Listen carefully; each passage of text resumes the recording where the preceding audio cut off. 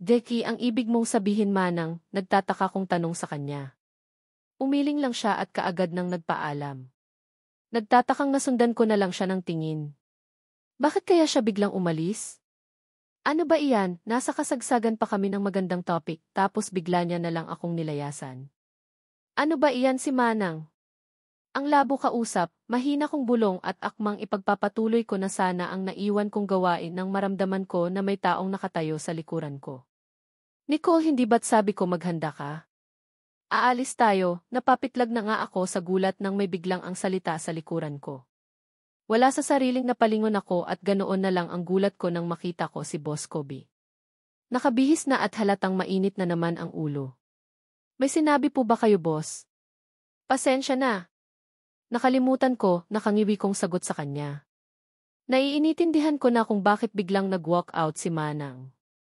Dahil nandito pala sa likod ko ang amo kong nagsusungit. Bilisan mo na. Ako itong amo tapos ako itong pinaghihintay mo palagi, naiinis niyang sagot sa akin. Kahit na gusto ko pa sana siyang sagutin pero wala na akong choice kung hindi ang mabilis na tumalima. Baka kasi kapag magtagal pa ako mabubugahan na ako ng apoy ng dragon. Saka na lang ako sasagot-sagot sa kanya kapag hindi na mainit ang ulo niya. Pagkapasok ko sa loob ng kwarto mabilis akong nagpalit ng uniform. Nagmamadaling naglagay ng lipstick at lumabas na ng silid. Naabutan ko si Boss Kobe na nakaupo sa sala at nanonood ng telebisyon. Nang mapansin niya ang paglabas ko ng kwarto, pinatay niya na ang telebisyon at tumayo na. Iniabot niya sa akin ang hawak niyang susi bago nagsalita. Ikaw na muna ang mag-drive, bigkas niya. Pilit naman akong ngumiti. Saan po tayo pupunta, boss? Nagtatakang tanong ko. Good luck na lang talaga. Hindi ko pa kabisado ang daan at baka maligaw kami. Saka kulang pa ako sa training eh. Nasaan na ba si Manong Gary? Sa bahay, maiksi niyang sagot sa akin at nagpatiuna ng maglakad palabas ng penthouse. Mabilis naman akong napasunod sa kanya. Hindi ko pa po alam kung saan iyon, boss, kaya ituro mo sa akin ang tamang way ha, bigkas ko. Ano ang silbi ng phone mo? Gumamit ka ng Google Map para hindi ka anga sa daan, seryosong bigkas niya. Ouch, ang sakit magsalita ng mayabang na ito. Akala mo naman kung sino. Natural lang naman na aanga-anga kasi first time ko nga. Wala pa akong internet. Bibili pa lang ako sa day off ko, naiinis kong sagot sa kanya. Akin na. Makikonek ka muna sa akin kung ganoon, bigkas niya sa bailahad ng kamay niya. At ubili ko namang iniabot sa kanya ang phone ko. Mas maganda nga iyon offer niyang ito. At least, may internet ako at magagamit ko na ang phone ko ngayon. Balak kong tawagan sila nanay at tatay kapag may free time ako. Pinabilhan niya nga ako ng phone kay Vincent kagabi pero hindi niya naman ako pinabilhan ng SIM card. Magbibigay na nga lang ng phone, hindi pa kinumpleto para tuloy ang ligaya ko. Ako na nga ang pumwesto sa manibela habang ang boss ko naman ay abala pa rin sa phone ko. Katabi ko lang naman siya sa harapang bahagi ng sasakyan kaya tiwala akong ituturo niya din naman ang daan namin. Hindi pa ba tapos? Aaliis na tayo, bigkas ko. Sinulyapan niya lang ako at muling itinoon ang atensyon sa phone ko na hawak niya pa rin. Ano ba ang ginagawa niya? Bakit ang tagal? Mag-drive ka na. Ituturo ko na lang sa iyo ang direksyon, seryosong sagot niya sa akin. Hindi ko naman maiwasan na mapasimangot. Bahala na nga siya. Sabi niya mag-drive di mag-drive. Bahala na kung magkandaligaw-ligaw kami. Hindi naman siguro siya nagmamadali eh. Ilang saglit lang laman na nga kami ng kalsada, dahil first time kong mag-drive sa busy na kalsada ng Metro Manila, hindi ko mapigilan ang makaramdam ng kaba. Sanay kasi ako sa probensya namin na ilan lang ang mga sasakayan na nakakasabay sa kalsada. Saan na tayo pupunta? Diretso lang ba? Hindi ko na mapigilan pang tanong sa kanya. Medyo kanina pa kasi ako drive pero hindi naman siya nagsasalita. Sabi niya ituturo niya sa akin ang daan pero nasa phone ko ang buo niyang atensyon. Diretso lang, bigkas niya ulit. Para naman siyang walang pakialam dahil nasa phone lang naman ang buo niyang atensyon. Ni hindi nga siya nag-abalang tumingin sa labas Hindi na talaga ako magtatanong total kanya naman itong kotse at siya din ang magbabayad gas. Wala na tayong gasolina, muli kong bigkas. Talaga namang wala ng gasolina at feeling ko pinaparusahan niya ako. Nawala naman talaga kaming pupuntahan at gusto niya lang akong pag-drive-in. Ilang toll gate na din ang nadaanan namin at feeling ko pa north na ang tinatahak namin ngayon. May balak ba siyang ungkit kami ng Baguio? Akala ko ba papunta kami sa mga magulang niya? Nakakaramdam na din ako ng pag-iinit ng aking puwit. Meaning, maubos na ang energy ko sa pagdadrive at ngalay na din ang braso ko. Ang lakas ng trip ng amo ko. Ayaw pa akong diretsahin eh. Pwede niya naman sabihin sa akin na pinaparusahan niya ako. Kapag may makita kang gas station, dumaan tayo para magpagas. Problema ba iyan, bigkas niya? Hindi na ako umimik pa dahil masama na ang loob ko. Isa pa, naiihi na din ako. Halos ilang kilometro pa ang tinatakbo namin nang mapansin ko ang isang gas station sa gilid ng expressway. Nagminor ako at kaagad na kinabig ang manibela papasok doon. Ilang saglit lang nakapila na kami sa iba pang mga sasakyan na magpapagas din. Boss, saan ba talaga tayo pupunta? Ang layo na ng itinakbo natin muling tanong ko sa kanya.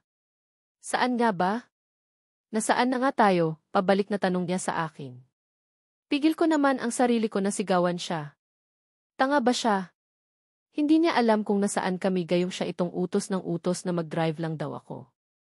Pagkatapos naming magpagas itinabi ko muna ang sasakyan sa parking area para makaihi. Napansin kong maraming kainan din pala dito sa highway. Medyo marami ding bumibiyahe at kapag patuloy pa sa pag-inarte itong amo ko, tiyak akong gagabihin na talaga kami nito dito sa kalsada. Alam kong medyo napapalayo na kasi kami sa Metro Manila. Ilang oras na akong nagmamaneho sa kalsada na alam kong hindi din alam kung saan patutungo ang baliw kong boss. Kain na muna tayo. Mukhang malayo, layo pa ang babiyahiin natin eh.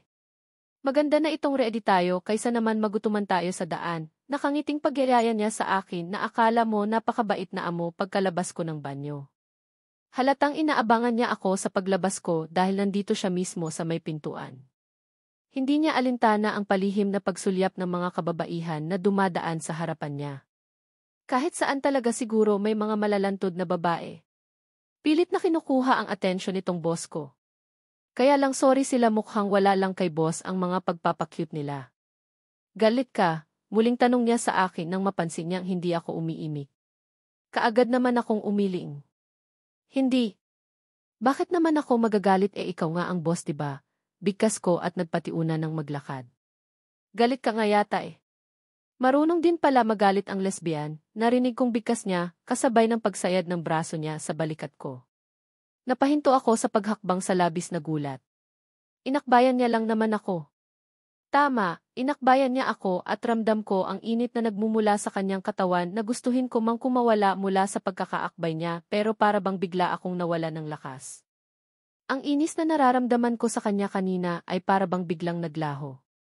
Kakaiba ang nararamdaman ko sa sarili ko na hindi ko mawari. Para bang kinikilig ako na hindi ko maintindihan. Pwede bang bitiwan mo ako? Bakit ka ba nang aakbay?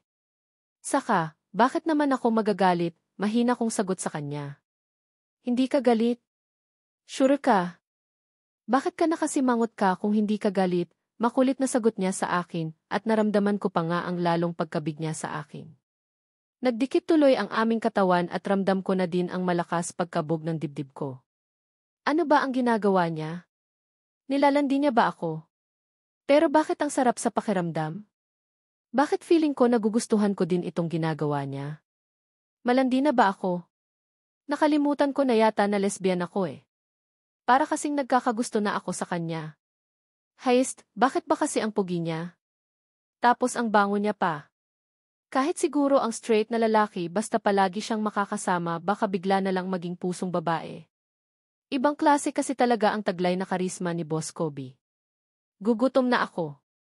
Akala ko ba kakain na tayo, mahina kong tanong sa kanya na feeling ko nga may kalakip ng lambing sa boses ko. Parang gusto kong kastiguhin ang sarili ko dahil feeling ko lumalandi na ako na first time kong ginawa sa tanang buhay ko. Feeling ko nga ngayon, isa akong prinsesa na akbay ng aking Prince Charming. Ang sarap kasi talaga sa pakiramdam habang nasa bisig niya. Okay sa resto na tayo, bakas din ang lambing sa boses niya habang sinasabi ang katagang iyon. Tinangal niya ang pagkakaakbay niya sa akin pero kamay ko naman ang hinawakan niya. Yes, holding hands while walking na ang drama namin ngayon at katulad kanina wala pa rin akong lakas na sawayin siya. Paano ba naman kasi, para bang may nakasapi sa akin na isang malanding isipirito na pumipigil sa bibig ko para sawayin si boss sa ginagawa niya ngayon. Feeling ko nga magsyota kami eh. Napapatingin sa amin ang ilan sa mga customer pagkapasok namin dito sa loob ng restaurant pero hindi ko na pinansin pa. Maingit sila hanggang gusto nila dahil ako ang apple of the eye ng boss ko ngayon. Hindi ko alam kung ano ang pangalan ng restaurant dahil nakalimutan kong tingnan bago kami pumasok sa loob. Pinili naming dalawa ni boss ang pinakadulong bahagi. Ipinaghila niya pa nga ako ng upuan at inalalaya na makaupo bago siya naupo sa tapat ko habang may ngiting nakaukit sa kanyang labi. Para bang nasa mood na siya ngayon. Para bang hindi na mainit ang ulo niya. Ano nga pala ang gusto mong kainin? Tanong niya sa akin nang mapansin ko ang paglapit ng waiter. May dala itong menu kaya naman kaagad akong umiling. Ikaw na lang ang bahala. First time kong kumain sa ganito at hindi ko alam kung ano ang masarap. Nahihiya kong sagot habang pilit na iniwas ko ang paningin ko sa kanya. Nakakailang kasi ang mga titig na ipinupukol niya sa akin eh. Ibinaling ko na lang ang tingin ko sa labas ng restaurant nang mapansin ko na nag-aagaw na pala ang liwanag at dilim sa paligid. Maggagabi na at hindi ko alam kung ano ang plano nitong boss ko. Feeling ko kasi ngayon para lang kaming nagdi-date eh. Okay, sabi mo iyan ha? Ako ang bahala, nakangiti niyang sagot sa akin. Muli akong napatitig sa kanya at nahihiyang tumango. Ikaw ang bahala pero siguraduhin mo na masarap ha, nakangiti kong sagot. Sure wala akong balak ng bigyan ka ng hindi masarap simula ngayong araw, nakangiti niyang sagot sa akin, kasabay ng pag-angat niya sa hawak niyang cellphone. Otomatiko akong napangiti nang bigla siyang nakipag-selfie sa akin gamit ang sarili niyang phone. Feeling ko tuloy ngayon para akong nakalutang sa alapaap. Nasa akin lang naman ang buong atensyon ng lalaking alam kong pinagpapantasyahan ng karamihan mapansin niya lamang. Pagkatapos naming kumain, si Boss Kobe na ang humawak ng manibela at itinuloy na namin ang biyahe. Tuluyan ng dumilim ang paligid at patuloy naming tinatahak ang wala na yatang katapusang expressway. Wala na kasi akong nakikita kundi puro kalsada lang. Kinonfirm niya na sa akin kanina na sa Baguio ang punta namin. Kung ano man ang gagawin namin sa lugar na iyon, siya lang ang nakakaalam. Habang nasa biyahe kami papikit-pikit na ako. Nakakaramdam na ako ng antok at para bang gusto ko ng matulog. Nakakaantok din pala talaga ang ganito. Kanina pa kami bumibiyahe at hindi ko alam kung anong oras kami makakarating sa pupuntahan namin. Padalos-dalos naman kasi itong si boss sa mga desisyon niya. Pero thankful pa rin ako dahil pinalitan niya ako sa manibela. Aminado ako na hindi pa ako sanay mag-drive sa malayuan. Never ko pang naranasan iyon sa probensya namin. Hindi ko alam pero hindi ko na talaga napigilan ang pagkaidlip. Muli akong nagising na nakahinto na ang sasakyan at nasa tapat na kami ng isang mataas na hotel. Yes, nasa hotel na kami at nang tumingin ako sa gawin ni boss nahuli ko siyang nakatitig din sa akin. Nasaan na tayo boss? Nagtataka kong tanong sa kanya. Pasimple kong tiningnan ang orasan at ganoon na lang ang gulat ko nang mapansin ko na halos alas 11 na pala ng gabi. Ganito kami katagal na nasa biyahe. We are here na. Let's go. Magpalipas muna tayo ng buong gabi sa hotel, tapos bukas na natin ituloy ang pamamasyal. Nakangiti niyang sagot sa akin at mabilis na bumaba ng kotse. Kaagad ko ding kinalas ang seatbelt ko at akmang bubuksan ko na sana ang pintuan ng sasakyan sa gawi ko nang naunahan na ako ni boss. Gosh, talagang pinagbuksan niya ako. Sino ba ang amo sa aming dalawa? Ako na ba? Bakit feeling ko ako na itong pinagsisiilbihan niya? Siya na nga itong nag-drive ng matagal tapos pinagbuksan niya pa ako ng pintuan gayong siya ang amo at ako itong dapat na pagsilbihan siya. Nakakahiya pero wala na akong choice kung hindi ang bumaba na din. Baka naman naiinip na siya sa bagal ng pagkilos ko kaya kusa niya nang binuksan ang pintuan sa gawi ko. Tama, naiinip na siguro si boss eh. Let's go, narinig kong muling bigkas niya pagkasara niya sa pintuan ng sasakyan. Narinig ko pa nga ang lock ng pintuan ng nasabing kotse, bago ko naramdaman ang kamay niya na direktang humawak sa kamay ko. Hindi ko mapigilan ang mapalunok ng sarili kong laway nang makaramdam ng kakaiba. Damang-dama ko kasi talaga ang init na nagmumula sa palad niya. Nakakapasok kasabay ng malakas na pagkabog ng dibdi ko. Wala din akong lakas ng loob na bawiin ang kamay ko na hawak niya dahil sa kapanatagan ng kalooban na nararamdaman ko. Saka, ang lamig pala ng lugar na ito, dama ng balat ko ang lamig ng hangin na dumadampi sa katawan ko. Tama pala talaga ang naririnig ko na kakaiba ang klima dito sa Baguio. Hawak pa rin ang kamay ko ni Boss Kobe hanggang sa nakapasok kami sa loob ng hotel. Diretso kami ng reception area at tahimik lang ako habang pinapakinggan ang pakikipag-usap niya sa receptionist. 2 room sana ang kukunin ni Boss pero iisa na lang daw ang available. Almost fully booked na daw kasi at ang executive suite na lang ang available na kaagad namang kinuha ni Boss. Wala tayong choice kung hindi ang magsama sa iisang room. Ayos lang ba sa iyo? Nakangiting tanong niya sa akin habang hindi niya pa rin pinapakawalan ang kamay ko. Kung sa nararamdamang pagkailang, super kota na ako. Ayos lang. Wala naman tayong magagawa eh. Sasahig ako at ikaw naman sa kama. Problema ba iyon? Nakangiti kong sagot sa kanya at pasimple kong hinila ang kamay na hawak niya pero lalo niya namang hinigpitan ang pagkakahawak doon. Wala ba siyang balak na pakawalan ang kamay ko? Ano kaya ang tumatakbo sa isipan niya? Na girlfriend niya ako kaya niya ginagawa ito. Ang executive suite na tinutukoy ng staff sa ibaba kanina ay halos kasing laki ng penthouse na tinutuluyan gayon ni Boss Kobe sa Manila. Halos isang bahay na din ang laki. Nakahiwalay ang sala at kwarto. Diyos ko, ganito ba talaga ang mayayaman? Magkano yata ang renta dito gayong parang bahay na din ito eh? Pwede kang maligo kung gusto mo. Iyan ang kwarto, nakangiting bigkas niya sabay turo sa naturang silid.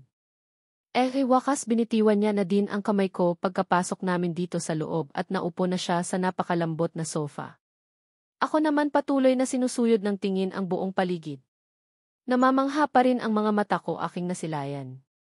Naglakad pa nga ako patungo sa gilid na bahagi ng room at ganoon na lang ang gulat ko na salamin pala ang dingding. Mula sa kinatatayuan ko, kitang-kita ko ang iba-ibang kulay na nasa paligid. Nasa Baguio kami at parabang nasa pinakagitna kami na bahagi ng Baguio at tanaw ang paligid. Nicole, hindi ka ba napagod? Gabi na, pumasok ka na ng silid at matulog, narinig kong sambit niya. Wala sa sariling napalingon ako kay Boss Kobe na noon ay nagtatangal na ng suot niyang sapatos at medyas. Boss, magkano ang renta mo sa kwartong ito? Nagtataka kong tanong sa kanya. Kaagad ko namang napansin ang pagguhit ng ngiti sa labi niya sabay iling. Bakit mo na itanong? Magsi-share ka, sagot niya. Mabilis naman akong umiling. Ha? Naku, hindi ah. Ikaw ang may gusto nito kaya bakit naman ako magsi-share? Diyan ako matutulog sa sofa mamaya ha? Doon ka sa kwarto, bigkas ko at muling sinulid ng tingin ang paligid. Hinanap ko kung nasaan ang banyo dahil kanina pa ako naihi. Bahala ka, narinig kong bigkas niya kaya muli ko siyang hinarap. Nasaan nga pala ang banyo boss? Ihi muna ako, tanong ko. Nasa loob ng kwarto. Mauna ka nang gumamit ng banyo dahil gagamit din ako mamaya, bigkas niya sabay higa sa sofa. Halata din sa mukha niya ang pagod kaya naman mabilis na akong pumasok sa loob ng kwarto, kung saan kaagad na bumulaga sa mga mata ko ang napaka-eleganting ayos sa loob. Kama pa lang, para bang kay sarap tumambling at magpagulong-gulong. Dahil banyo lang naman ang pakay ko kaya ako pumasok sa room na ito, diretso na ako ng banyo. Gusto ko pa nga sanang humanga sa mga nakikita ko, pero wala na palang time. Nabangit pa naman ni boss kanina na gagamit din daw siya banyo mamaya. Pagkapasok ko sa loob ay para bang ayaw ko nang lumabas. Paano ba naman pwede na yatang matulog dito sa loob dahil sa sobrang linis eh? Nangingintab ang sahig sa sobrang linis at ang toilet bowl. Automatic na nakikita ko lang dati sa mga napapanood kong pelikula. Whew! Sila na ang mayaman, mahina kong bulong at kaagad nang naupo sa ibabaw ng toilet bowl. Grabe, parang bigla nahiya ang ihi ko. Parang ayaw lumabas. Ginawa ko na muna ng aking evening routine. Naghilamos ako at ginamit ko na din na pamunas ang nakita kong puting towel. Actually, may iba't ibang towel akong nakikita dito sa loob. Lahat kulay puti kaya naman kumuha na ako ng isa. Gusto ko sanang maligo kaya lang nag-aalala naman ako. Kung alam ko lang na diretso pala kami dito sa Baguio, nagdala sana ako ng pamalit na damit. Mukhang hanggang sa pagtulog, suot-suot ko ang uniform ko. Wish ko lang na hindi ako mangamoy nito kinabukasan kung hindi nakakahiya talaga. Mabilis ang paggamit ng banyo lang naman ang ginawa ko at paglabas ko naabutan ko na si boss dito sa loob na kwarto. Tahimik na nakaupo sa ibabaw ng kama na para bang inaabangan niya ang paglabas ko. Pamalit na damit para komportable ka mamaya sa pagtulog mo, bigkas niya sa akin sabay turo ng isang paper bag na nasa ibabaw ng kama. Hindi ko naman maiwasan ang magulat. Wala siyang bitbit kanina na kahit ano nang pumasok kami dito sa hotel. Kung pamalit na damit man ang laman ng naturang paper bag saan niya naman kaya kinuha? Lumabas ba siya? Pero parang hindi naman. Sandali lang naman ako sa loob ng banyo eh. Boss saan? Hindi ko na natuloy pa ang itatanong ko sana nang mapansin ko na diretsyo na siyang pumasok ng banyo. Hindi ko naman mapigilan ang mapabuntong hininga at wala akong choice kung hindi ang lumapit sa naturang paper bag. Binulatlat ang laman at kaagad na tumamapad sa paningin ko ang ilang pirasong damit. May blouse at pajama at dress din. May mga undies at ilan pang mga personal na gamit. Ang galing niya naman. Paano kaya niya nahulaan ang size ko? Hindi ko mapigilang sambit habang sinipat-sipat ko ng tingin ang bra. Tamang-tama kasi sa size ko eh. Aminado akong nabiyayaan ako ng malaking dibdib na pilit kong itinatago sa pagsusuot ng masisikip na bra kapag fitted ang suot ko. Ang ilan sa mga damit na dito ay puro mga dresses na. Wala akong balak na isuot dahil never pa ako nagsuot ng mga ganyang klaseng damit sa tanang buhay ko. Saka, hello, sleeveless talaga? Itong blouse at pajama lang ang mapapakinabangan ko. Pwede nang gamitin sa pagtulog.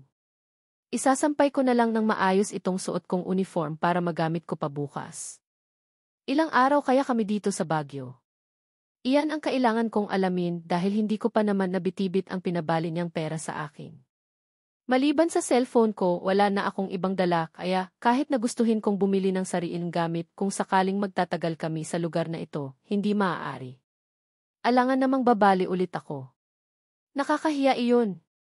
Habang nasa loob pa ng banyo si Boss Kobe, kinuha kong pagkakataon iyon para lumabas ng kwarto. Bumalik ako sa salas at doon na din nagpalit ng damit. Pagkahubad ko ng aking uniform, gusto ko sanang isampay kaya lang wala naman akong nakitang sampayan kaya naman nagpa siya na akong tupiin na muna. Inilagay sa kabilang side ng sofa at nagpa siyang nahiga na. Kulang pa ang tulog ko at inaantok ako. Nakakaramdam ako ng lamig sa paligid at sana huwag akong sobrang lamigin mamaya. Nahihiya naman kasi akong kunin ang kumot na nasa kama. Baka gamitin din ni Bossin sobrang lamig pa naman ng paligid. Nag-aagaw na ang diwa ko sa antok nang makarinig ako ng mahinang yabag sa palapit sa akin. Hindi na ako umimik pa at talagang itinuloy ko na ang pagtulog. Alam ko naman na si boss ko bilang ang palakad-lakad dahil siya lang naman ang kasama ko dito. Baka tapos na siyang gumamit ng banyo at kinakabisan niya ang buong paligid. Tuluyan na ngang kinain ng antok ang diwa ko nang maramdaman ko ang pag-angat ko sa iri. Sa pag-aakala ko na panaginip lang ang lahat hindi ko na pinansin. Hanggang sa naramdaman ko pa nga ang pagsayad ng likod ko sa malambot higaan at pagkatapos noon ay ang pagtaklob ng kung sino ng kumot sa buo kong katawan. Ito ang mahirap sa akin once na makatulog ako, talagang tulog mantika. Gustuhin ko man idilat ang aking mga mata pero para bang may nakadikit. Basta, ang sarap matulog lalo na at ang lambot nitong higaan ko at ang lamig pa ng buong paligid. Mabilis na lumipas ang oras at sa muling pagmulat ko ng aking mga mata kaagad na tumapad sa paningin ko ang isang hindi familiar na silid. Pilit na inaapuhap ng isipan ko kung nasaan ako hanggang sa ma-realized ko na nasa Baguio pala kami. Dim ang ilaw sa paligid at para bang kaisarap pa rin matulog lalo na at sobrang tahimik ng paligid. Akmang babangon na sana ako nang maramdaman ko ang isang mabigat na bagay na nakapatong sa may tiyan ko. Hindi ko mapigilang mapaisip lalo at parang wala naman ako sa sofa. Tama, sa sofa ako natulog kagabi at bakit nasa ibang lugar na ako? Nasaan ako? Sa isiping iyon kaagad na napabaling ang tingin ko nang maramdaman ko ang mainit ng hangin na dumadampi sa aking leeg. Hindi ako makapaniwala ng kaagad na sumalubong sa paningin ko ang nahihimbing pa sa pagtulog na si Boss Kobe. Yes, si Boss Kobe at ano ang ginagawa ko dito sa loob ng kwarto gayong sa salas lang ako nahiga at nakatulog kagabi. Paano ako nakarating dito sa ibabaw ng kama at tama ba ito? Nakaharap siya sa akin habang dumadampi ang mainit niyang hininga sa lig ko samantalang nakapulupot naman ang isa niyang braso sa aking baiwang. Dakilang mahabagin. Ano ang nangyari? Paanong humantong kaming magkatabi sa ibabaw ng kama ni Boss Kobe? Good morning. Maaga pa. Inaantok pa ako. Matulog pa tayo, narinig kong bati sa akin ni Boss Kobe gamit ang paos niyang boses. Para namang biglang naninigas ang katawan ko at nanayo ang balahibo ko nang maamoy ko ang paghinga na dumadampi sa aking pisngi. Boss. Teka lang. Si Nicole po ito. Baka nagkamali lang po kayo ha? Hay, hindi po ako ang girlfriend nyo, pautal-utal kong bigkas. Para kasi akong suffocate sa paraan ng pagkakayakap niya sa akin. Hindi ako sanay sa ganito. At lalong first time ko ito na mailalaking kayakap sa ibabaw ng kama at ang boss ko pa talaga. I know and who cares, sagot niya sa akin at lalo niya pang hinigpitan ang pagkakayakap sa akin. Hindi ko natuloy mapigilan ang mapalunok ng sarili kong laway. Kakagising ko lang at alam kong panis pa ang laway ko pero who cares. Laway ko naman ito at ito ang paraan ko para kahit papaano mabawasan ang nerbiyos na nararamdaman ko. Boss, teka lang. Hindi tama ito. Driver niyo po ako wala pong amo ang nagyayakapan sa ibabaw ng kama, ayaw ko pa rin paawat na bigkas. Hinawakan ko pa nga ang braso niya na nakapulupot sa baiwang ko para tangalin iyon pero nagulat naman ako dahil lumingkis naman ang hita niya sa maihita ko. Kaagad na nanlaki ang mga mata ko sa gulat. Isa pang salita at reklamo at hindi ako magsisisi na gumawa ng hakbang para manahimik ka dyan. Inaantok pa ako kaya pagbigyan mo na ako, mahinang bigkas niya. Muli akong napalunok ng sarili kong laway. Mga ilang oras ba kami mananatili sa ganitong sitwasyon? Gosh, ang hirap naman nito lalo na at bawal daw magreklamo. Ano kaya ang parusa na ipapataw niya sa akin kung ipilit ko ang gusto ko? Hindi naman mabigat ang hita niya at hindi din mabigat ang braso niya na nakayakap sa akin. Komportable naman ako sa pagkakahiga kaya lang nakakailang pa rin isipin na yakap ako ng boss ko ngayon.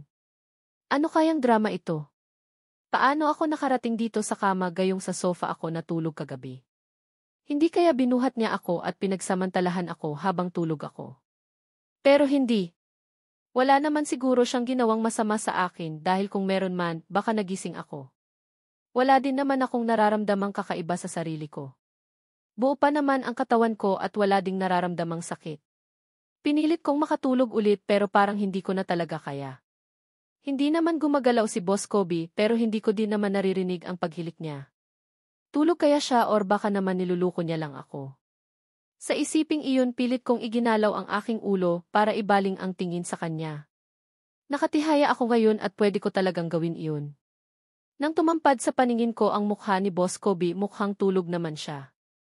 Nakapikit Hindi ko tuloy mapigilan ang mapangiti. Bakit kaya sobrang gwapo ng lalaking ito? Siguro nasa dugo nila ang pagiging angat kung kagandahan at kagwapuhan ang pag-uusapan. Ang kakambal niyang si Butter ay nakapakaganda din Tapos ang pinsan niyang si Brianna at Brian ganoon din. Walang itulak kabigin. Ano ang ginagawa mo? Bakit hindi ka pa natutulog? Kaagad nanlaki ang mga mata ko sa gulat at muling ibinalik sa dating posisyon ng ulo ko nang mapansin ko na nakadilat na si Boss Kobe at direktang nakatitig sa akin. Mukhang naistorbo ko siya kaya lagot na. Ha? Wala boss. Chinek lang kita kung gising ka na ba. Gising ka na pala Pwede na bang pakawalan mo na ako? Hehehe, bigkas ko kasabay ng pagpapakawala ng peking pagtawa. Paano kung ayaw ko, may magagawa ka ba? Sagot niya naman sa akin na maihalong panunudyo sa kanyang boses. At bakit hindi? Saka, boss ano ba itong drama mo? Baka po nakalimutan niya ipapaalala ko lang, hindi niyo po ako girlfriend para magyakapan tayo dito sa ibabaw ng kama. Lakas loob kong sagot. Isang mahinang pagtawa ang narinig ko sa kanya, kasabay ng paggalaw niya at ganoon na lang ang gulat ko nang tumuhay siya sa akin. Yes, nakatihaya ako ngayon at siya naman ay halos daganan niya na ako habang nakatitig sa aking mukha. Pakiramdam ko tuloy bigla akong nakaramdam ng pagkauhaw. Ano ba ang ginagawa ng lalaking ito? Bakit feeling ko gusto niya akong landiin? Normal pa ba ito? Gosh, hindi ko napaghandaan ito. Kasama ba ito sa job description ko sa pagiging driver niya? Hindi kita girlfriend. Yes, hindi pa, sa ngayon, nakangiting sagot niya sa akin. Hindi naman ako nakaimik. Pilit kasing inaabsorb ng utak ko ang huling katagang binitiwan niya Ano kaya ang ibig niyang sabihin hindi pa daw sa ngayon, bakit may balak ba siyang gawin akong girlfriend? Sa isiping iyon, wala sa sariling malakas ko siyang naitulak na siyang dahilan kaya nawala siya sa balanse at mulong napahiga sa kama. Dali-dali akong bumangon ng kama pero natigil din dahil sa pagdantay ng hita niya sa may tiyan ko. Tatakas ka pa ha? Hindi ba't sinabi ko kanina na kapag hindi ka maging masunurin sa akin, paparusahan kita? Narinig kong sambit niya. Boss naman. Harassment na itong ginagawa niyo sa akin eh. Ano po ba talaga ang kailangan niyo, bigkas ko? Kakabahan na ba ako ng sobra sa mga pinanggagawa nitong boss ko? Hindi naman ako ganoon katanga para hindi ko maramdaman ang kung ano ang nais ng katawan niya.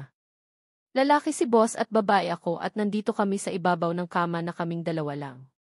Nakadantay ang hita niya sa tiyan ko at ramdam ko din ang isang bagay na bumubukol sa may tagiliran ko. Harassment? Yah, maybe at kung sakaling idemanda mo ako sa kasong harassment, malugod kong tatangapin, makuha ko lang kung ano ang nais ko sa iyo ngayong umaga.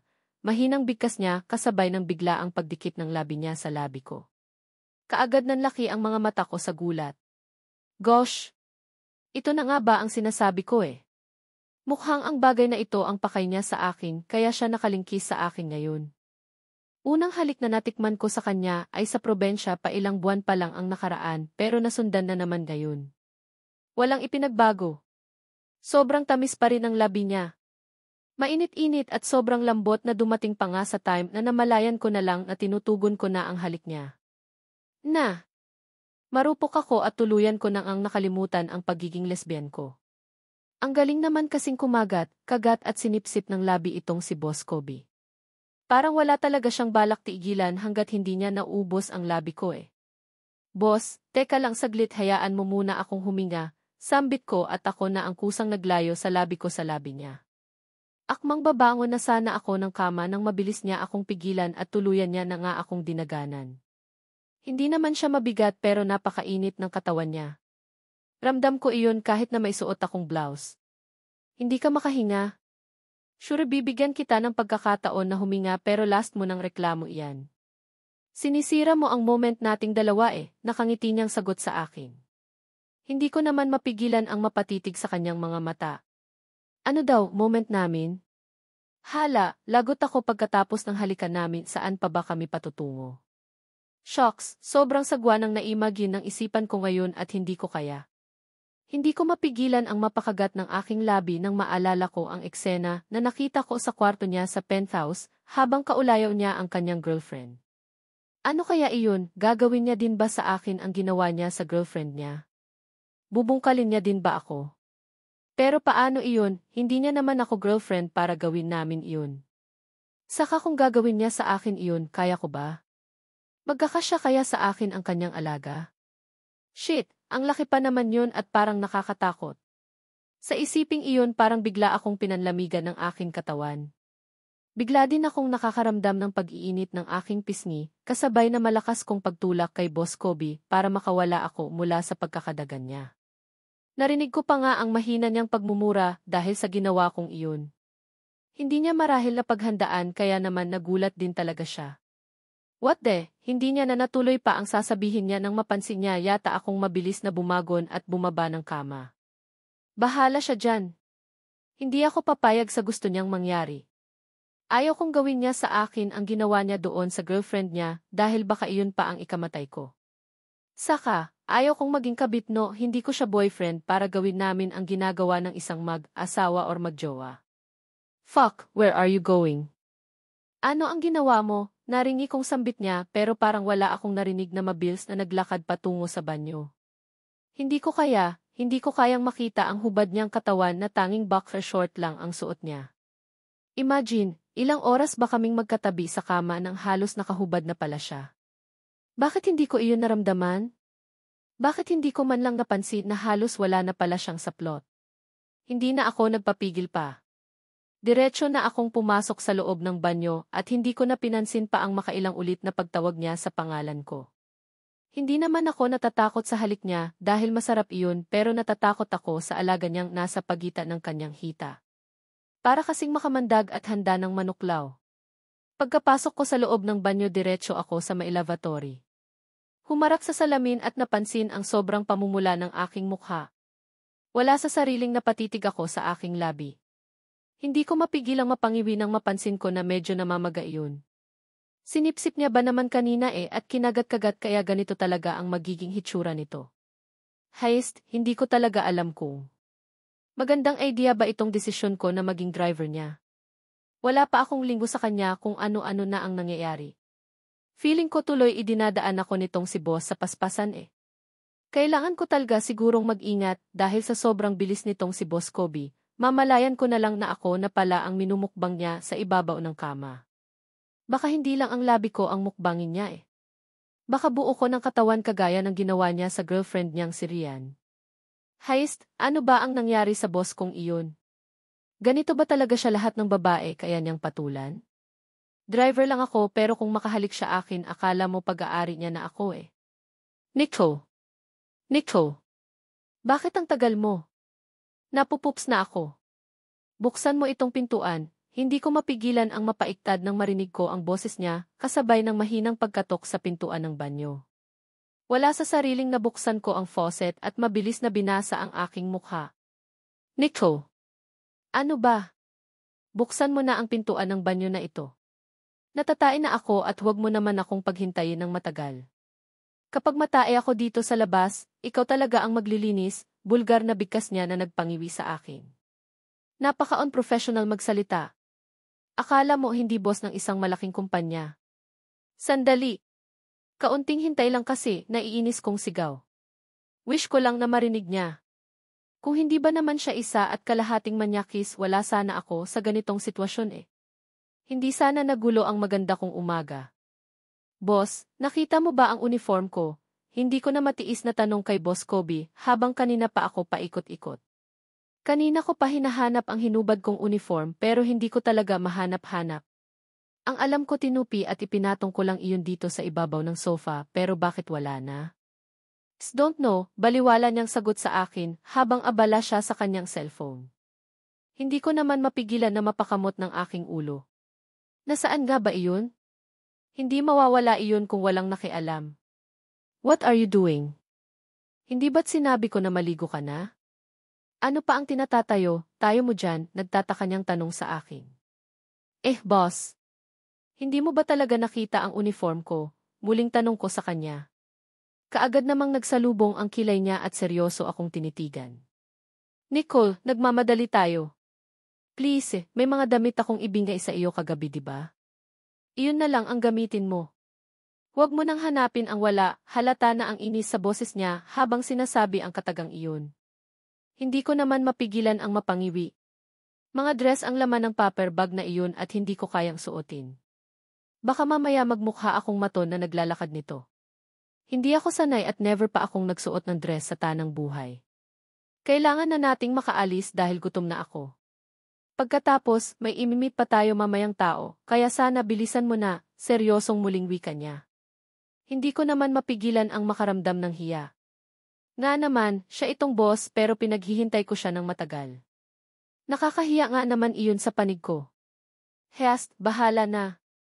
Sige na nga, itong binigay na damit niya na lang ang isuot ko. Dress at hindi naman siguro ako mamamatay kapag isuot ko ito. Wala talagang lugar ang pag-inarte ko at wala naman sigurong problema kung mag-dress ako diba? Wala din namang nakakilala sa akin sa lugar na ito. Bitbit ng paper bag na mailamang damit ko na bigay niya kagabi, muli akong pumasok sa loob ng banyo. Mabilis ang ligo ang ginawa ko pagkatapos dali-dali na akong pumili ng damit na isusuot ko. Lahat yata ng isinukat ko ay kasya naman sa akin, ang problema nga lang masyadong sexy. Sleeveless at lahat lagpas tuhod ang haba. Sa totoo lang, maganda naman. Bagay sa akin pero kaya ko ba talaga na lumabas na ganito ang ayos ko? Halata na ang umbok ng malaki kong dibdib. Ibig sabihin para na akong babaeng tingnan. Heist, pwede naman sana lagpas akong na-dress pero bakit ito? Kapag itaas ko ang aking kamay, litaw na ang kilikili ko. Buti na lang wala akong buhok sa bahaging iyon at buti na lang hindi maitim ang kilikili ko dahil kung nagkataon, papaano na ako. May hairdryer na dito sa loob ng banyo, kaya pinatuyo ko na ang aking buhok. Nag-apply lang ako ng kaunting lipstick at face powder Dahil iyon lang naman ang pampaganda na meron ako at dali-dali na akong lumabas ng banyo. Narinig ko na naman kasi ang pagkatok ni boss sa pintuan eh. Siguro inip na siya sa kakahintay sa akin. Pagkabukas ko sa pintuan ng banyo, ang naiinip niya ang mukha ang kaagad na sumalubong sa akin. Salubong ang kilay habang titig na titig sa akin. Wakas, lumabas ka din, bigkas niya kaya naman dali-dali na akong naglakad patungo sa may pintuan. Dinampot ko ang aking black shoes para isuot iyon. Wala naman akong choice dahil wala naman akong ibang sapatos. Kaya lang, ngayon ko lang napatunayan na mahirap pala talaga ang nakadress. Feeling ko nasisilipan ako. Ingat sa pag-upo at huwag ibuka ang hita, lalo na at lalaki itong kasama ko. Lalaki na nakatayo sa may pintuan ng kwarto at titig na titig sa akin na akala mo kinikilatis ang buo kong pagkatao. Boss, may problema ba? Hindi ko napigilang tanong sa kanya, kahit na ang totoo nakakailang ang titig niya. Narinig ko pa ang mahina niyang pagtikhim sabay iling. No. Hindi pala kita nabilhan ng sandal. Hindi bale, mamaya na lang, bigkas niya. Alanganin akong tumango sabay tayo. Aalis na ba tayo? Tanong ko sa kanya. Ha? Aalis na tayo, sagot niya at nagpakawala ng pilit ng ngiti sa labi. Hindi ko naman maiwasan ang magtaka. Ano na naman kaya ang nangyari kay Boss Kobe? Bakit parang hindi siya mapakali? May dinaramdam ba siya? Ang weird niya ha? Dinampot ko lang ang susi ng kotse na nasa center table at nagpatiuna nang naglakad patungo sa pintuan ng kwarto. Naramdaman ko naman ang pagsunod niya sa akin kaya dali-dali ko nang binuksan ang pintuan at lumabas. Walang katao-tao sa paligid kaya naman diretsyo na ako sa may elevator. Tahimik lang si Boss Kobe na nakasunod sa akin at gustuhin ko man nalingunin siya pero nahihiya naman ako. Nakakaramdam din kasi ako ng pagkailang. Nicole, alam mo bang bagay sa iyo ang suot mo ngayon? Narinig kong sambit niya. Hindi ko naman malaman kung ano ang mararamdaman ko. Nahihiya ako na hindi ko mawari. Saka bakit niya nasabi ang ganoong bagay? Dahil ba nakikita niya ang binti ko or baka naman nanibago lang siya dahil ngayon niya lang lubos na nakita na sexy din pala ako. Sa isiping iyon parang gusto kong kutusan ang sarili ko. Ano ba itong tumatakbo sa isipan ko? Anong sexy ang sagwa dahil feeling ko wala akong suot na damit. Sanay ako sa t-shirts at pantalong lang kapag lumalabas ng bahay. Bakit ang tagal mo? Nakasimangot na bigkas ni Boss Kobe pagkabukas ko sa pintuan ng banyo. Sapo niya ang kanyang tiyan at mabilis na pumasok sa loob. Tulala naman akong nasundan na lang siya ng tingin. Hindi niya kasi isinara ang pintuan ng banyo. Basta na lang siya pumasok at nang silipin ko siya ay napansin kong ibinaba niya na ang kanyang suot na boxer shorts at tumampad sa paningin ko ang alaga niyang kinatatakutan ko. Ano iyan? Bakit ganyan iyan? Halos pasigaw kong bigkas sabay turo sa alaga niyang nakaduro din. Mabilis naman na napaupo sa toilet bowl si boss at naniningkit ang mamatang tumitig sa akin. Fuck! Close the door! Now, malakas ang boses na bigkas niya. Habang nakaupo siya sa bowl nakapatong ang kanyang dalawang palad sa kanyang kandungan at may pilit na itinago. Pigil ko naman ang sarili ko ang mapangisi. Parang gusto ko tuloy siyang asarin. Namamaga ang labi ko dahil sa kagagawa niya, bakit hindi ko siya gantihan ngayon? Nakakarami na kasi talaga itong boss kong ito eh. Unang halik ko kinuha niya na noong nasa probensya pa kami at hindi man lang ako nakaganti kaya pagkakataon ko na ito ngayon. Aasarin ko lang naman siya ng very very light. Nico! Ano ba? Close that fucking door dahil hindi ako makapag-concentrate sa ginagawa ko dito, narinig kong bigkas niya. Pilit naman akong nagpakawala ng matamis na ngiti sa labi ko at parang wala lang na sumandal ako sa hamba ng pintuan. Direkta akong tumitig sa kanya na siyang dahilan kaya kaagad na nagsalubong ang kilay niya. Ano ang ginagawa mo? Gusto mo akong panoorin habang umiiri ako dito? Naiinis niyang sambit. Masama ba? Walang masama dahil kasalanan mo, iniwan mong bukas ang pintuan ng banyo, nakalabi kong sagot sa kanya. Lalong naniningkit ang mga matang tumitig siya sa akin. So, gusto mo talaga akong galitin ha? Gusto mo talagang matikman kung paano ako magparusa sa babaeng matigas ang ulo, kagaya mo, naggangalit ang bagang nasagot niya sa akin. Hindi ko naman mapigilan ang matawa kasabay ng pagtakip ko sa aking ilong gamit ang isa kong kamay. Exactly, ang baho. Ang baho, boss. Yok, bigkas ko na inartehan ko pa na parang bang nasusuka ako. Napansin kong namumula na ang kanyang mukha sa inis, kaya lihim naman akong natawa. Shit, wala pang lumalabas at kung makapag-inarte ka, akala mo ako na ang pinakamabahong nilalang sa balat ng lupa. Kumanda ka sa akin, mamaya matitikman mo talaga ang hindi mo pa natikman sa tanang buhay mo. Bigkas niya at kaagad nanlaki ang mga ko nang bigla na lang siyang tumayo mula sa pagkakaupo sa bowl at naglakad palapit sa akin. Nakatirik pa rin ang galit niyang alaga, kaya naman wala sa sariling napaatras ako. Shit, bakit feeling ko dumoble na ang laki? Saka, hindi man lang siya nahihiyang maglakad palapit sa akin na nakababa ang boxer shorts niya hanggang tuhod. Yikes! Walang kahihiyan si Boss Kobe at ngayon ko lang lubos na naisip na kahit saang angulo tingnan hindi ako mananalo sa kanya. Bago pa siya nakalapit sa akin, mabilis na akong umalis sa pagkakasandal sa hamba ng pintuan at mabilis na isinara ang pintuan ng banyo. Narinig ko pa nga ang malutong na pagmumura niya pero hindi ko na pinansin pa. Kinakabahan akong naglakad palabas ng kwarto. Diretso ako sa sofa at tulalang napaupo. Ganoon ba talaga ang hitsura ng alaga niya sa malapitan? Namumula at parang lalabas na ng ugat sa galit? Hast, ano na lang kaya ang natirang virgin sa akin? Hindi na virgin ang mga mata ko at lalong hindi na din virgin ang labi ko. Pati imagination ko hindi na din virgin heist. Magsisisi na ba ako ngayon dahil nagpasilaw ako sa alok niyang 50,000 na sahod? Hindi ko mapigilan na mapabuntong hininga at wala sa sariling nangalumbaba. Ang saklap yata ng kapalaran ko.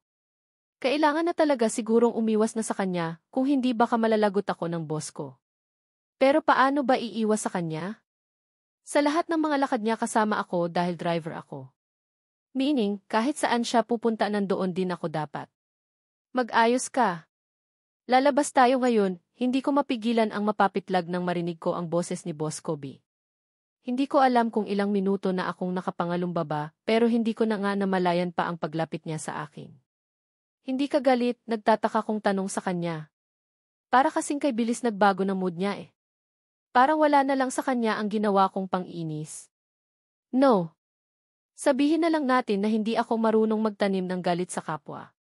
Lalo na sa taong palagi kong kasama. Nakangiti niyang sagot sa akin at muling naglakad pabalik ng kwarto. Nagtataka naman akong nasundan siya ng tingin. Ano kaya ang nakain ng taong iyon? Bakit kaya bigla-bigla na lang bumabait? Parang wala lang din sa kanya ang ginawa ko kanina. Kung gusto mong maligo, maligo ka na. Aalis tayo, muling bigkas niya kaya mabilis na din akong tumalima. Naglakad na ako patungo sa banyo para maligo. Feeling ko kasi nanlalagkit ang katawan ko at gusto kong ma-refresh sa pamamagitan ng pagligo. Nang tuluyan na kaming nakababa ng hotel, nagyaya si Boss Kobe na kumain ng breakfast. May free buffet kami dito sa hotel kaya kakain daw muna kami. Tinanong ko siya kanina kung saan kami pupunta pagkatapos kumain pero tanging ang pagkibit balikat lang ang naging sagot niya sa akin. Nicole, maupo ka na dito, ako na ang bahalang kukuha ng makakain natin. Narinig kong sambit niya pagkapasok namin ng restaurant. Hindi ko naman maiwasan na magtaka. Wala sa sariling inilibot ko ang tingin sa paligid at napansin ko marami-rami pala ang kumakain. Sa isiping baka iniisip niya lang na baka maubusan kami ng mapipwestuhan mamaya, kaya tipid lang akong tumango. Napansin ko kasing marami pang nagsisidatingan eh. Magarida nang nasa maayos kaming pwesto habang kumakain. Isang pigil na buntong hininga ang pinakawalan ko at wala na akong choice kundi ang maupo na. Pabor din naman sa akin ito dahil ayaw ko din naman magpakalat-kalat sa paligid na ganito ang suot ko. Napansin ko kasing habang naglalakad kami papunta dito ni boss, napapatingin sa amin ang mga nakakasalubong namin. Baka nga nababaduyan sa suot ko. Kahit na feeling ko bagay sa akin pero hindi naman ako sure kung approve ba sa panalasa sa iba. Baka magmukha akong trying hard na fashionista na ewan. Minsan naisip ko na lang na bumali ulit kay boss para makabili ako ng matinong damit eh. Hanggang ngayon, itong damit pa rin ang pinoproblema ko. Hi miss! May kasama ka? Pwede ba akong makijoin sa iyo? Nasa ganoon akong himutok ng buhay ko nang maramdaman ko na may biglang nagsalita sa harapan ko. Wala sa sariling napaangat ako ng tingin at ganoon na lang ang gulat ko nang tumampad sa mga mata ko ang isang gwapo at matangkad na lalaki. Matamis na nakangiti sa akin kaya kitang-kita ang pantay-pantay at maputi niyang ngipin. Nakakalungkot kasing kumain mag-isa kaya kung ayos lang sa iyo, pwede ba akong makiupo dito? Don't worry, harmless akong tao, muling bigkas niya. Pasimple kong inilibot ang tingin sa paligid at nang mapansin ko na marami pa namang mga bakanting lamesa, pilit ko siyang inisyan.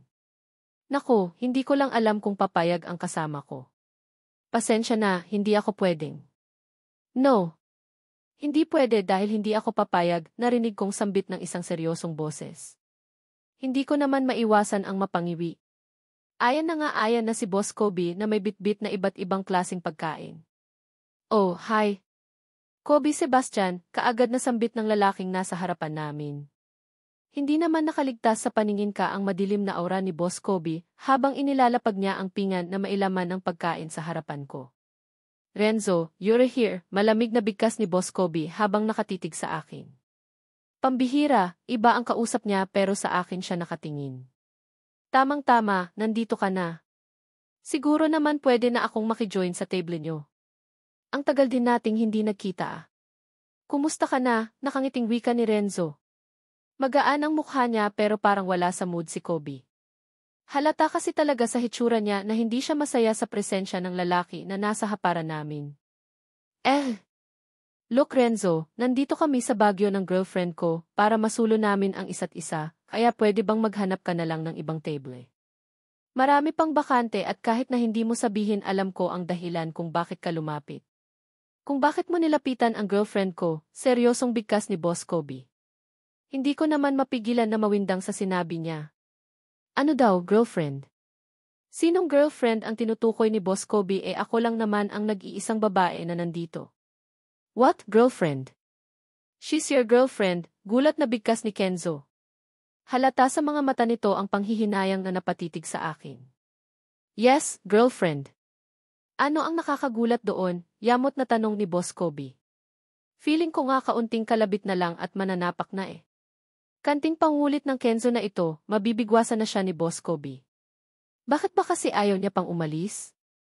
Ano pa ba ang ginagawa ng taong ito sa mesa namin kanina pa nag-aalburuto ang tiyan ko. Gusto ko nang kainin itong mga pagkain na dala niya Yeah, understand. Nagulat lang ako. Alam niya ba na liban sa kanya may iba ka pang girlfriend, natatawang bigkas Kenzo at palihim pang sumulyap sa akin bago tuluyang umalis. Gagong iyon ah. Bad trip, narinig kong bulong ni Boss Kobe. Pigil ko naman ang sarili ko na matawa. Makikijoin lang naman sa table namin hindi pa pumayag. Sa kakakilala niya naman yata. Pambihira. Next time na lumapit pa siya, itaboy mo kaagad ha. Huwag na huwag kang makipag-usap sa gagong iyon, seryosong wika ni Boss Kobe sa akin. Bakit po, nagtatakang tanong ko sa kanya. Saka, bakit ko itataboy ang isang tao kung maayos naman makipag-usap? Saka, ano ang sabi niya kanina kay Renzo, girlfriend niya daw ako. Kailan niya pa ako naging girlfriend? Huwag ka nang magtanong. Basta, sa susunod na lumapit-lapit pa ang kumag na iyon, huwag na huwag mong pansinin. Nagkakaintindihan ba tayo? Seryosong sagot niya. Wala na akong choice kung hindi ang tumango na lang. Hahaba pa kasi ang usapan kung mangangatwiran ako. Baka asar lang talaga siya sa Renzo na iyon kaya ipinakilala niya akong girlfriend sa taong iyon. Baka gustong-gusto niyang itaboy kaya ganoon. Walang mali siya at hindi ako dapat mag-isip ng kung ano naman. Gengi magandang mood ni Boss Kobe kanina ay napalitan yata ng bad mood. Pagkatapos niya akong pagsabihan kanina na iwasan ko daw ang makipag-usap sa lalaking lumapit sa table namin never na siya muling umimik. Umalis kami ng hotel at hinayaan niya akong maupo sa harap ng manibela na hindaman lang sinasabi kung saan ba kami pupunta. Ang nangyari, nag-drive lang ako ang nag-drive na hindi malaman kung saang direksyon. Mainit yata ang ulo ni boss sa hindi malamang dahilan.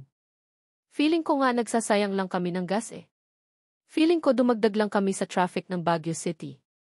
Lahat ng kalsada na nilulusutan ko parang wala lang sa kanya. Ngayon ko lang lubos na napatunayan na nakakapagod din pala ang trabahong ito. Lalo na kapag may amukang saksakan ng pagiging tupakin. Kapag ganito siya palagi tuwing tinutupak yari ako nito. Mapapasabak talaga ako palagi nito sa driving. Parang gusto ko na tuloy sumuko. Parang gusto ko nang mag-resign at bumalik sa mansion nila Madam Ashley at makiusap na kunin na lang nila ako rigmain. At doon, linis lang ng linis at walang boss na kahirap ispelingin ang pag-ugali. Kaya lang paano ko gagawin iyon gayong nakabali na pala ako sa kanya ng pera. Kailangan kong bayaran iyon sa pamamagitan ng pagtatrabaho bago magdesisyon na mag-resign. Wala sa sariling napasulyap ako sa orasan ng sasakyan at doon ko napagtanto na halos alas 11 na pala ng tanghali. Halos 3 oras na akong nagmamaneho paikot-ikot sa kalsada ng Baguio City. Boss, ayos lang po ba kayo? Saan po ba tayo pupunta? Hindi ko na matiis na tanong sa kanya. Ngalay na ang binti ko, masakit na ang braso ko at umiinit na ang puwitan ko sa kakaupo sa harap ng manibela.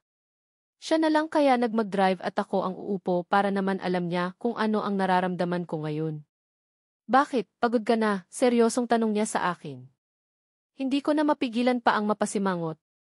Natural.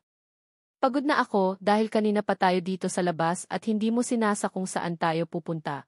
Naiinis ko ng sagot sa kanya. Bahala siya, hindi na ako takot na sasagot-sagutin siya ngayon dahil sa pangit niyang ugali. Okay, itabi mo ang sasakyan. Ako ang magdadrive, baliwala niyang bigkas. Pigil ko naman ang sarili ko na mapasigaw sa sobrang inis. Iyon lang ang isasagot niya sa akin. Ang sama ng ugali ng dumuho na ito. Pis talaga siya. Wala na akong pakialam pa kung bawal o hindi bawal pero basta ko na lang inihinto ang kotse sa gilid na kalsada. Padabog kong binuksan ang pintuan ng kotse at mabilis na lumabas. Ganoon din naman ang ginawa niya kaya lang akmang papasok na sana kami sa loob ng kotse nang bigla kaming lapitan ng traffic enforcer. Bawal daw ang ginawa namin at may violation daw. Bawal? Magpapalit lang kami ng pwesto eh. Paanong bawal iyon hindi naman namin iniwan ang sasakyan dito sa gilid ng kalsada. Hindi din naman kami magpapark. Magpapalit lang kami ng pwesto at aalis din kaagad kami, mainit na ang ulong bigkas ko. Kahit na po. Kayo po ba ang driver, ma'am?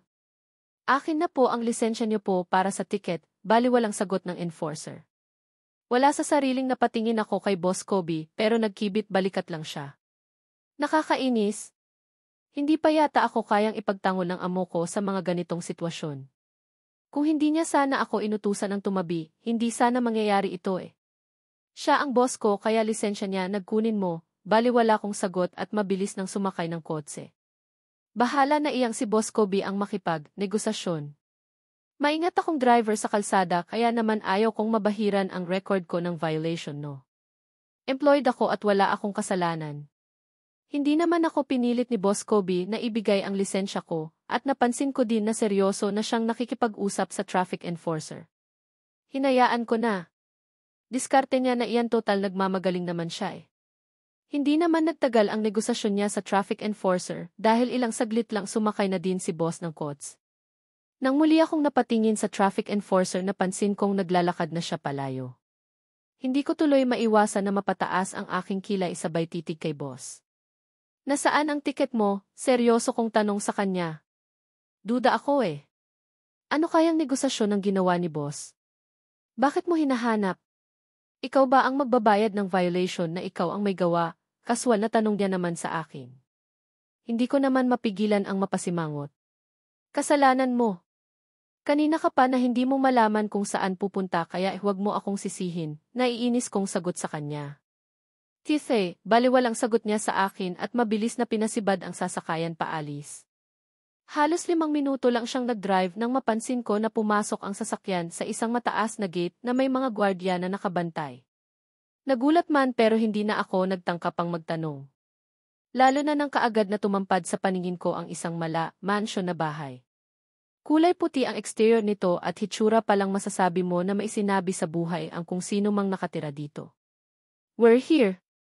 Kanina ka pa paikot-ikot hindi mo man lang natumbok ang kalsada na ito.